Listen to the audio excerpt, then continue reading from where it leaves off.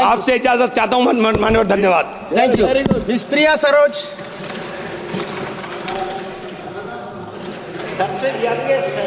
माननीय अध्यक्ष महोदय, धन्यवाद मुझे आज बोलने का अवसर देने के लिए।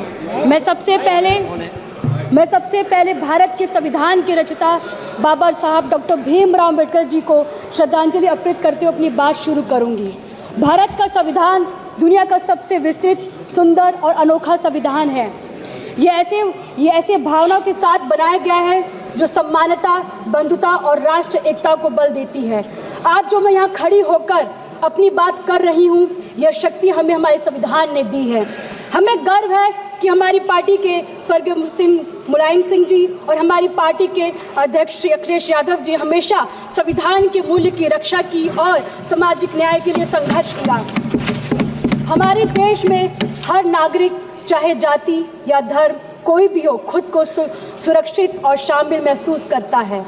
लेकिन आज के दिन हमें यह सोचने की ज़रूरत है कि क्या हम संविधान के आदर्शों के अनुसार चल रहे हैं। 2014 से पहले भारत धर्मनिरपेक्षता, समानता और न्याय के प्रतीक था। 2014 से पहले सभी सरकारों ने संविधान का आदर किया था, लोकतंत्र, धर्मनिरपेक्षता को सुरक्षित रखा। पिछले 10 वर्षों से जब से एनडीए सरकार सत्ता में आई, इस सरकार ने संविधान की संस्थाओं पर निरंतर आघात करना जारी रखा।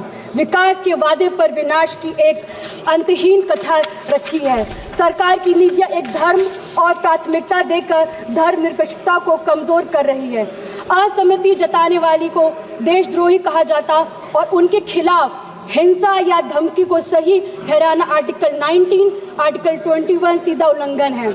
तुम्हारी फाइलों में गांव का मौसम गुलाबी है, तुम्हारी फाइलों में गांव का मौसम गुलाबी है, मगर ये आंकड़े झूठे हैं और ये दावा किताबी है। 2018 में लाए गए इलेक्टोरल बॉन्ड ने राजनीतिक फंडिंग में पारदर्शिता को खत्म किया, जिसे सुप्रीम कोर्ट ने असंवैधानिक बताया।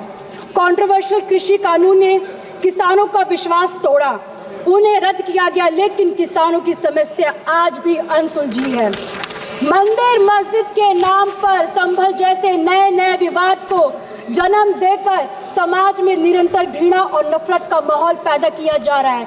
महोदय, मैं कहना चाहूंगी, सत्ता में बैठे लोगों ने ये कैसा हिंदुस्तान कर दिया, सत्ता में बैठे लोगों ने कैसा हिंदुस्तान कर दिया, बेजान इमारतों को हिंदू मुसलमान कर दिया। स्वतंत्र संस्थानों और मीडिया को दुरुपयोग किया जा रहा है।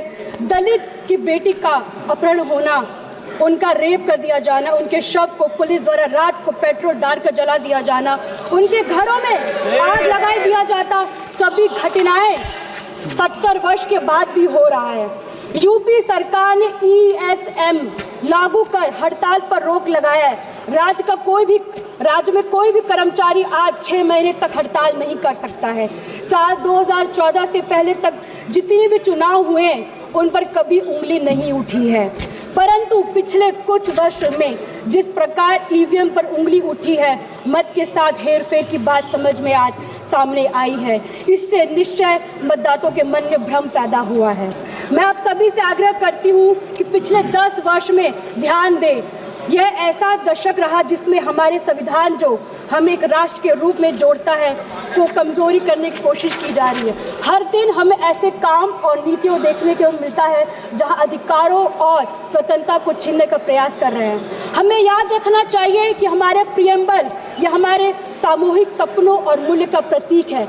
ये जस्टिस, लिबर्टी और इक्वालिटी की बात करते हैं। ये केवल शब्द नहीं है बल्कि हमारे लोकतंत्र की नींव है।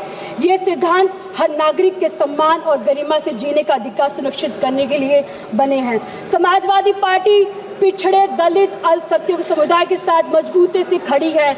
उनके अधिकारों को उत्थान करने का प्रतिबंध है और हम सुनिश्चित करते हैं कि उनकी आवाज़ हर राजनीतिक चर्चा में सुनी जाए। जाति जनगणना को हम सामाजिक और आर्थिक असमानताओं को दूर करने और समान अवसर प्रदान करने के लिए आवश्यकता मानते हैं।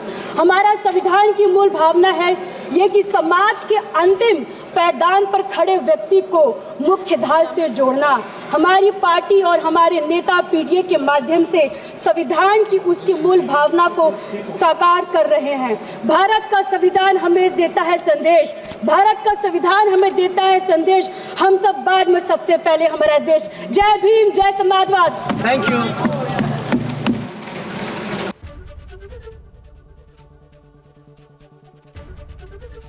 एबीपी गंगा, खबर आपकी, जुबान आपकी।